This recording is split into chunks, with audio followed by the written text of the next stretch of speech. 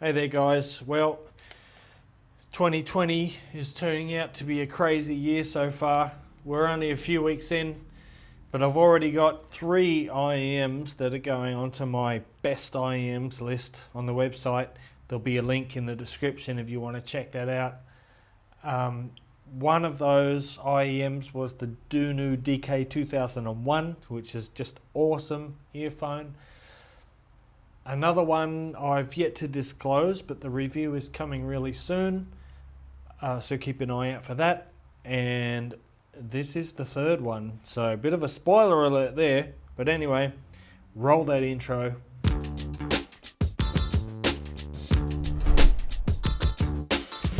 So these are the Moondrop Starfield IEMs. The price is $109. And internally these have a single 10mm CNT or carbon nanotube driver.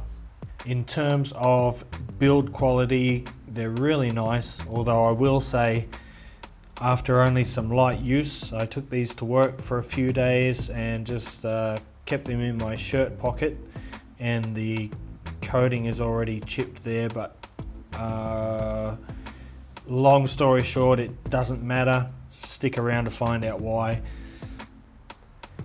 The included cable is a 4N 24 AWG Litz oxygen-free copper cable, and it's a nice rich blue color similar to matching the housings here, and it feels pretty good. It handles quite well.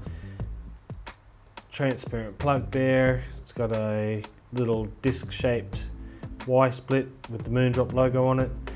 The only problem I have with it is it's a little bit thin above the Y-split, and that in conjunction with the preformed ear guides means it's quite prone to tangling, but not a big deal. If you have the Moondrop KXXS, fuck, that's hard to say. If you have the Moondrop KXXS, you will know how these fit, because the shell is exactly the same, apart from this glittery blue coating here. The size, the weight, the shape, everything between these and the KXXS are exactly the same. And that's actually a good thing, because these are really comfortable. They're light, they fit in your ears really good, the sound isolation is good, so yeah, all good. Let's jump right into the sound now. So these kind of follow the Harman target response. So if you're not familiar with that, it means basically a somewhat enhanced bass, fairly neutral mid-range, and a slight bump in the upper mids and lower treble with a fairly relaxed or subdued treble response. And with these you get a fairly balanced signature.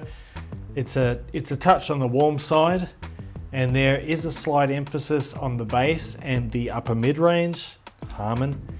They have excellent clarity, really good detail retrieval, and the overall resolution is very good as well.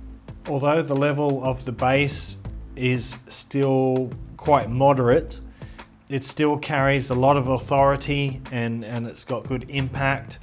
The transition from the sub bass to the mid bass is quite linear.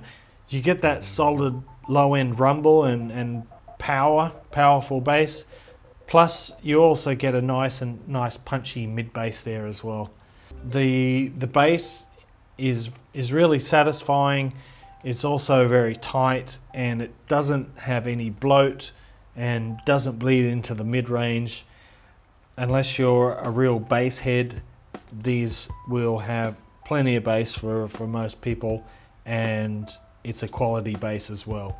The mid-range is very clean, it's articulated. The Starfield here, they sound very natural and they're musical. Vocals and instruments have a nice natural timbre to them. The mid-range is really clear, and there's lots of detail there. The resolution, the mid-range resolution is really good, and They're also free from any congestion. There's no congestion or stuffiness to the sound. The mids are fairly neutral, so there's not any noticeable coloration there. The tonality feels quite natural and organic. Moving on to the treble. The treble on these is really nice. The lower treble sits roughly in line with the bass, the mid bass and the sub bass, and then it starts to dip at around 10 kilohertz, but then it peaks again at about 14 kilohertz. Now, what does this mean exactly? What it means is it gives you that treble energy, but at the same time there's absolutely no sibilance, there's no harshness. It's a very smooth, easygoing treble. It's a kind of unique treble where you get the sparkle, you get that airiness, but it's non-fatiguing, and even people who are sensitive to treble should not have any problem listening to these for extended periods, because the treble is really even, it's very smooth, it's really well done. The timbre again is good here. Cymbals and hi-hats sound great.